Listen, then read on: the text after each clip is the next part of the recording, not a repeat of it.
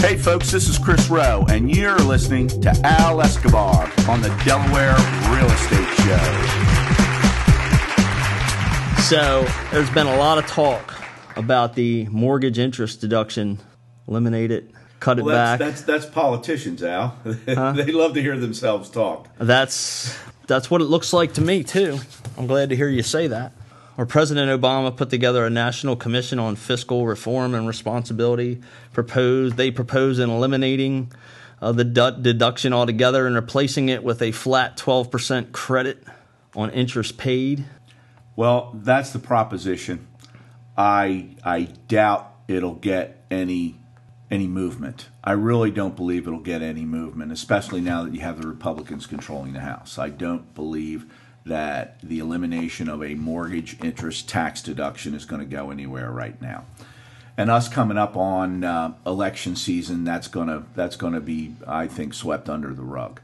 No politician wants to, when they're rerunning for office, or running for office, period, is going to bring up a program that's going to further separate us from the opportunity of writing off our mortgage. I mean, we know it, Al, is an incentive for people to buy homes.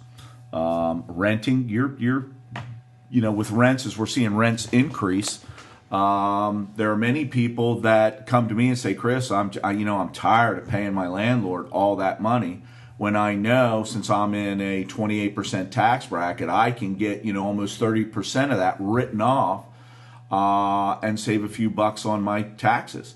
If you take that away from the real estate, under the current monetary policy and tax policy we have, if you take that away without changing the overall tax policy in this country, you're going to see, in my opinion, the economy hit even worse. Oh, sure. I agree. What do they say? I mean, for every the bottom line. It's going to affect everybody that owns a home, that has a mortgage on a home. It's going to affect everybody. Sure. You want to take away the tax deduction? No problem. Let's make a flat tax of 10% on all income. Yeah, there's got to be a lot of other reforms. Yeah, the whole system needs to be reformed. Before they can't just put it all on. How many pages of code are there? I mean, it's something that's absolutely ridiculous. The chief economist at the University of Arkansas, Michael Packo, he said that the mortgage interest deduction, it really has no justification. The common rationalization is that the deduction makes home ownership more affordable to lower and middle income families. But who actually takes the biggest advantage of that tax deduction? Who takes advantage? I thought everybody. Everybody takes advantage of it, but who gets the most out of it? I guess the person that pays the most interest. Yeah, the person that pays the most interest. The people that get the most out of it has been reported to be the people that make over $200,000 a year. Well, yeah. What tax bracket are they in now? I understand that. Okay. Too. Well, they're in. Okay. Well, let's say that's what you're saying. You got to reform everything. You can't just flip it into one thing. So I'm just saying he made a good point though. His point was that the mortgage interest deduction was nothing more than a political plea because it benefits wealthier people more than the little guy, but you got to keep it so that you look good in the little guy's eyes. It's a political thing. It's absolutely 100% political. I mean, let me ask the same question back to the doctor there, the professor. Who employs more people in the United States? People that make $50,000 a year, or people that make over $250,000 a year? So, I mean, we can take numbers and we can take statistics, and in many instances, I think we can make them fit our agenda. Oh, that's right. The numbers never lie, and you can make them say whatever you feel like making them say. But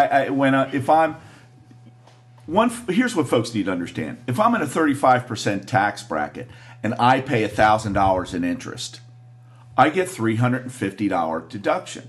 Okay, but I'm paying more taxes to begin with. So what the professor or doctor alludes to is I'm benefiting more because I'm getting a bigger deduction, but I'm paying more into it. Right. So I mean, they're giving me more of the money they took from me back. Is really what's happening in that scenario. But another point that he did make was that when the government makes adjustments and things like when they did the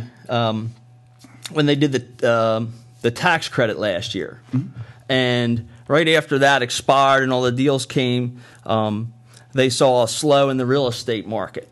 Okay, so they did that to stimulate the market, and it worked, for a little while. Somewhat, It helped out. It The mortgage interest deduction wasn't really set up. I mean, I wasn't there when it was set up. I don't know why it originally came about, but is it correcting a flaw in the market? Or is it just something that people are used to, and now if they take it away to try and correct the budget, now everybody's going to uprise about it? I don't think it's correcting a flaw in the market. I don't think people were buying homes before there was a deduction. Well, home prices are pretty darn high. Without that, without that deduction, doesn't that keep people out of the market? We're saying we're using it to make housing more affordable, and I guess that argument can be made, but if we, I like to take a look back at history and why things happen. I mean, people owned homes before the mortgage deduction. Did as many people own homes as they do today? Absolutely not. America has been very prosperous in that capacity, but we've had to pay for that prosperity, and we're going to pay for that in taxation. We're going to pay for that in the cost of goods. We're going to pay for that in inflation. Under the monetary policy that the United States has, our monetary policy is based on one thing, and that's debt. So instead of a wood chair, I have a pillow-covered chair on the deck of the Titanic. I don't know. I mean now they're trying to take your pillow. But right. Know what I mean? I mean, we can't. It's a give and take. We're taxed, but then they give it back to us, and now they're trying to cut their budget. I understand. Believe me, I'm all about keeping my mortgage interest deduction. And under the way we're taxed, yeah. Any way we can get a deduction, absolutely. Because let's be honest, we're the ones that make the money. We're the ones that create the wealth, okay, that the government takes in taxes. So what we want to try to do is minimize. Everybody wants to do that. Any business manager, anybody that runs a business is going to say, I need to minimize my expense. That's right. So I can increase my bottom line and hopefully do more than just stay alive. And this just really proves the point that there is a full need for a lot of reform out there as far as taxes and spending goes. Because we were talking before we started the show about military spending and government spending on different things. There's a lot of different places they could cut their spending besides the people that own homes and try to take a stake in this country. And it's not just planting the flag, you're planting your family, you're planting your life Absolutely. In an area or two, depending on what kind of business and what kind of proposition you're in. So the mortgage interest deduction is very important, and the realtors and the people seem like they want to keep it regardless of why it's there. We don't want it you don't take it away. It just seems ridiculous. It would definitely not make sense to take away that deduction. It definitely would not make sense. Well, they're going to replace it with the 12% flat, but that's still a cut.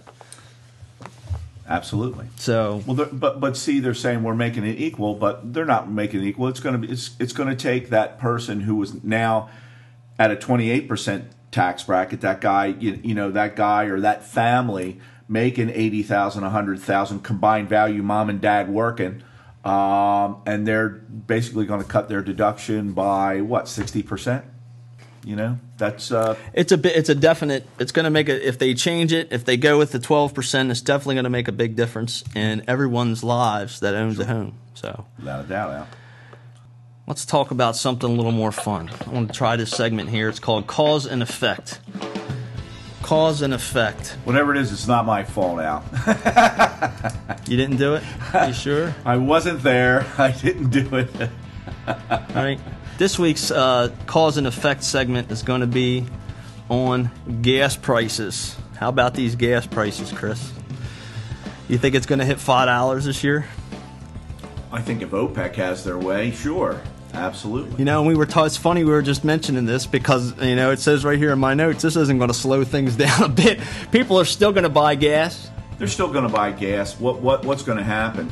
And just like we were talking about, the business owner who needs to keep expenses down. Well, this rising cost of gasoline with shipping, manufacturing, things of that nature, your Lay's potato chip guy, your Hers potato chip guy, your Tasty Cake truck, all those things require gasoline. And that's so with the price going up, what's going to happen to my Tasty Cake Junior is probably going to go up 20 cents. That's right. And that's our effect this week. We're going to talk about 11 things that are going to go up with the price of gas. So. Is Tasty Cake in there, Al? Tasty Cake is not directly in there, but I'm sure it's going to be affected, Chris. No dip for my chip, Al. A lot of people, gas prices go up. People work harder. They try to make more money. They try to make things more efficient. But how much more can we afford? How much more efficient can we be? It's hard to say. The bottom line is things are going to continue to increase and go up. I'll tell you what. I'll give you an effect right here, because I know technology will make some changes to accommodate this. And I know, just in my industry and what I do, Al, as a loan officer, I don't go into the office as much as I used to because I don't need to. Yes. I'm connected from home with my laptop, with my smartphone. We're connected to the world right now. With things with Skype. There you Live go. on the internet. There you go, brother. With Skype and things of that nature. I don't have to. I mean, I can have a video conference in my pajamas in my office at home. I'm only not in my pajamas.